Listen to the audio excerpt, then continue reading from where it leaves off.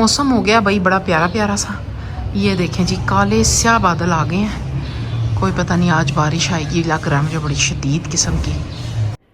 अस्सलाम वालेकुम, welcome back to my channel हमारी गपशप। कैसी है मेरी यूट्यूब फैमिली? आई होप आप लोग बिल्कुल ठीक होंगे। अल्हम्दुलिल्लाह हम लोग भी बिल्कुल ठीक ठाक और फिट फाट हैं। मैं आपको कह रही थी कि देखें कैसा मौसम हो रहा है। एक सेकंड अभी मैं अंदर ही गई हूँ तो ये देखें आंधी आ रही है और ठंडी ठंडी हवाएं चल रही हैं। क्या बताऊँ कितना मज़े का माहौल हुआ है, ज़बरदस्त सा। ये देखें जनाब, अभी मैं आप लोगों के साथ बात ही कर रही थी कि मौसम देखें कैसा, और मेरा ख्याल है कोई 2 सेकंड के बाद इतनी शदीद बारिश शुरू हुई है ना, क्या ही बताऊँ मैं आपको।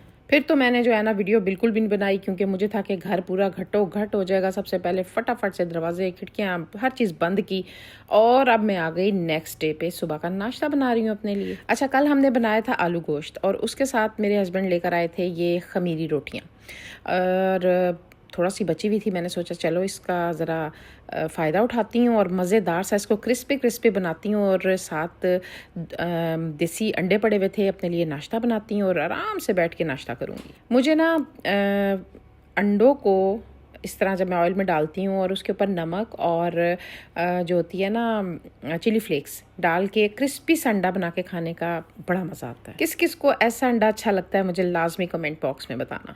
नाश्ता लेके मैं डाइनिंग टेबल पे गई, और इतने में इतना शोर हुआ कि मैं नाश्ता कर ही नहीं पाई और मैं बाहर दौड़ी फ़ौरन।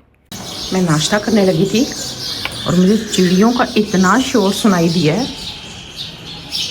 सुने इतना ज़्यादा शोर था, मुझे देख के चुप हो गई है।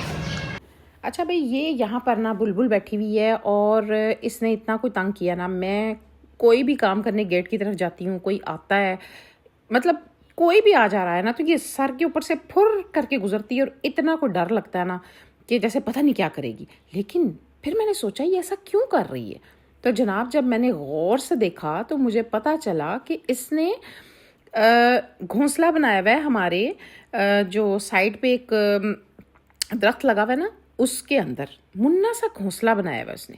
इतना मैं हैरान हुई कि देखो, यानी ये देखें, मैं आपको दिखा रही हूँ, ये घोंसला बना हुआ है, और वो यानी वो एक माँ है और वो अपने बच्चों की रखवाली कर रही है। मुझे पता ही नहीं था कि ये यहाँ पे ये इसलिए ऐसा कर रही है। फिर मैंने सबको फ़ौरन बोला, अपने घर वालों को, कि कोई भी इस दरख्त के पास से बिल्कुल ना गुजरे, क्योंकि वो डर जाती है कि कोई मेरे बच्चों को ना कुछ कह ना दे। तो सब जो है ना बड़े अलर्ट होके गुजर रहे थे कि भाई इस साइड से नहीं जाना, हमने बैक साइड से जाना है। ये होती है माँ।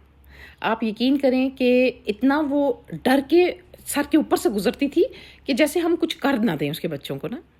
खैर, हम तो बड़ी हिफाजत कर रहे हैं, बड़ी ही एहतियात के साथ गुजरते हैं। अच्छा, यहाँ पर मैं कपड़े प्रेस करके रख रही थी। अब आप लोग कहेंगे कि ये मैं क्या दरवाज़ों पे टांग रही हूँ। भाई इसलिए टांग रही हूँ क्योंकि मेरे हस्बैंड को बिल्कुल किसी चीज़ का नहीं पता होता कहाँ क्या चीज़ पड़ी हुई है। तो मैं अगर कहीं जाऊँ तो मैं उनके कपड़े वगैरह जो है ना, जितने दिन के लिए भी जाऊँ ना, मैं ऐसे ही बाहर उनकी आंखों के सामने हर चीज़ को रख के जाती हूँ ताकि उनको कोई परेशानी ना हो।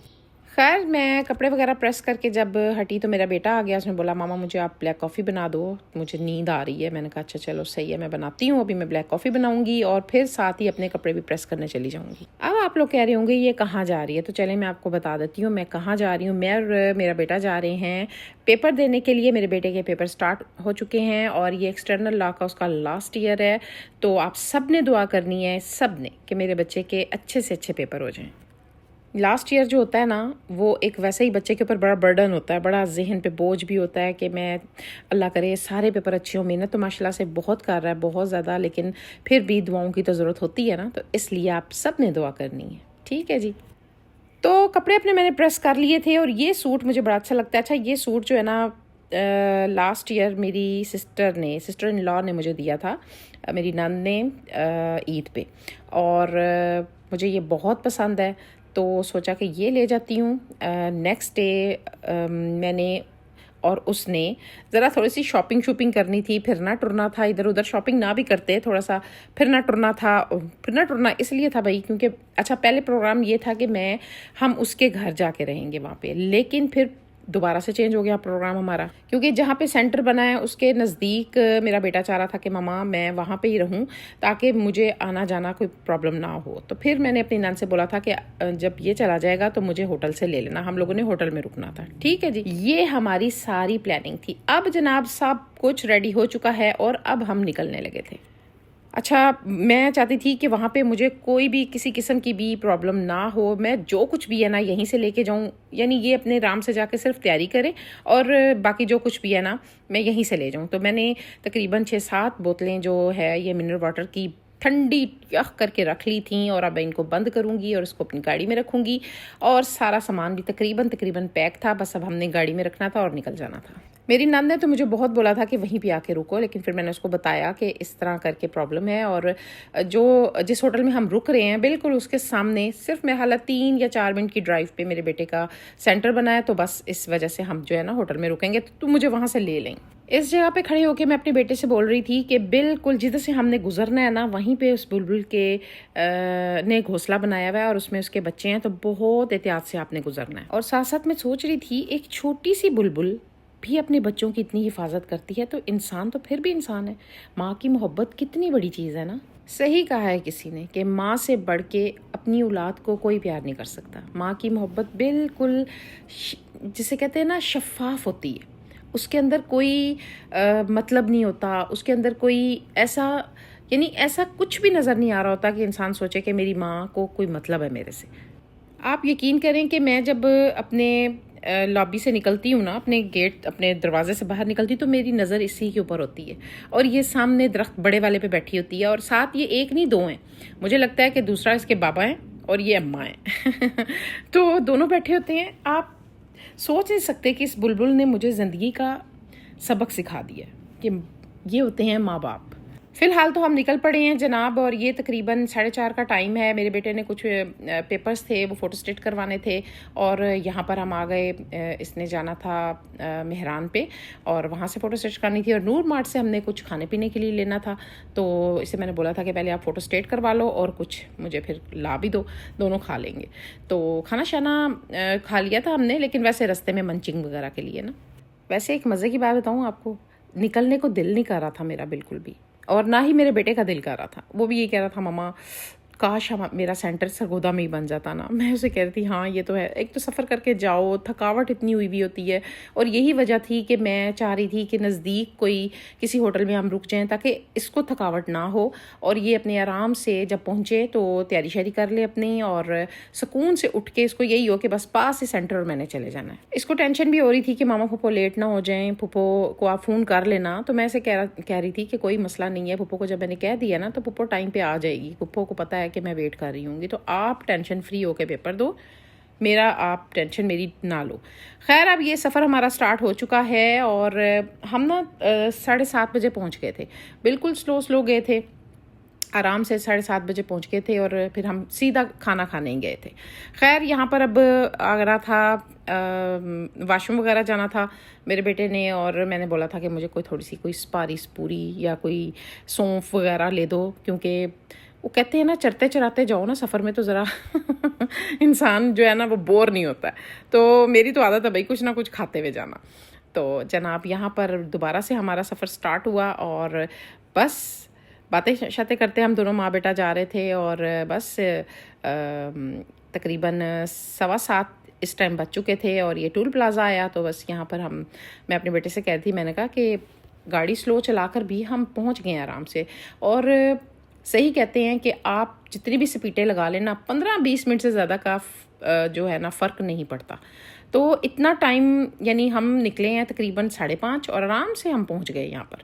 خیر یہ ہے جناب الخان ہوٹل ہم آ گئے تھے، اور ان کا کھانا نا ہم سبھی گھر والوں کو بہت اچھا لگتا ہے، اور واقعی ہی ان کا کھانا ہوتا بھی بڑے مزے کا ہے. اچھا ان کا یہ جو مینیو ہے نا یہ اخبار کی طرح ہے، نیوز پیپر ہوتا ہے نا بالکل اس کی طرح ایسے ہی لگتا ہے ایسے نیوز پیپر پاس پڑا ہوا ہے.